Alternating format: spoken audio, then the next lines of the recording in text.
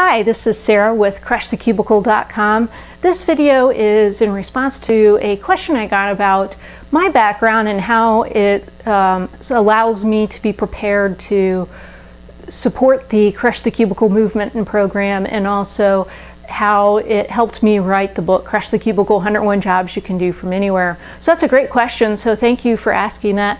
My background is kind of varied, and it's hard to create a really short story out of it, but I will try, and it always is a little awkward talking about yourself as well, so bear with me here. But so I knew from an early age that I was pretty darn adventurous and I wanted to travel, but I was definitely a work hard, play hard individual. So my free spirit does not mean that I don't buckle down and really work hard too, because I enjoy work, you know, the love of work, but it doesn't mean that I don't work intelligently or efficiently or figure out which parts are best suited for me and which parts of my job or things I need to get accomplished that I need to bring in other resources so that my time is maximized and used efficiently.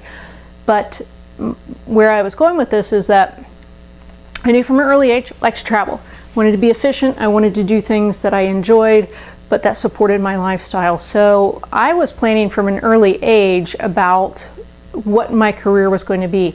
But you also have to take in consideration, you can't necessarily get from point A to point B, or point A to point Z, I should say, without appreciating and understanding that there's a lot of things along the way that will help prepare you to get to your ultimate goal and to enjoy that process. So, you know, my career didn't always mean that I was in a flexible position. And in fact, my first couple of jobs were those, you know, the soul crushing, you know, just working 50, 60, 70 hours a week, really out of balance. And it just solidified the fact that yes, I was right when I was in high school, that that is something I didn't want to do. So I checked it off the little box, I did it, and then it confirmed that yes, I needed to get into a situation that provided me more balance. And so that's when I moved into teaching. But to prepare me to be able to get a position and get a position like that fairly young, I worked really hard in school. Graduated at the top of my class in engineering undergraduate degree and in my graduate program. And you know, I worked because I got good grades. I was able to get a good position in the corporate world, and then I started teaching part-time while I was working. So that was a situation then I actually started doing more to prepare myself to then just focus on teaching. And so you have to be prepared to actually take on a little bit more. It's like delayed gratification. So you might go through pain now, but you know what your goal is, and you know this is going to contribute and get you to a position where you are ultimately so much better off because you're willing to bite the bullet now and go through a little pain for benefit later. So I did all those things, prepared myself, took things seriously, knowing that there was a payoff in the end.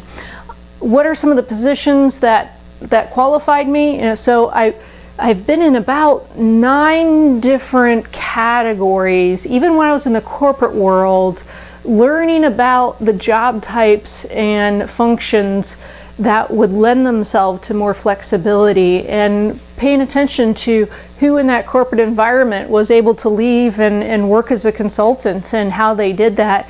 And I've also had other side jobs that fall into that flexible career category. And the fact that I was a business and marketing professor and was honored enough to receive several teaching awards, including being one of 16 internationally to win an award in 2007. So why is that important? It's because my particular area is about marketing strategy, and strategy is all about understanding, what's going on in the marketplace, how does that affect your particular situation, whether that's a company or in this case as an individual, and saying what's going to happen in the future, what is your company, or in this case in terms of career, what's your personal strengths, weaknesses, and goals, how to leverage what's going on externally to work with who you are, where you want to go, and how to be a value in the marketplace and help and be of value, but also reach your goal at the same time. So it's very similar to the strategic planning process of a business. Now you're just doing some strategic planning for you as an individual to make sure you're maximizing who you are, maximizing your value in the world, and reaching your goals at the same time. So I guess in short, I have pretty good training for it.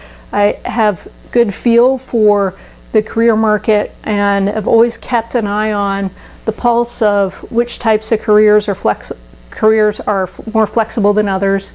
And I think I have a pretty broad background too from an educational and business standpoint.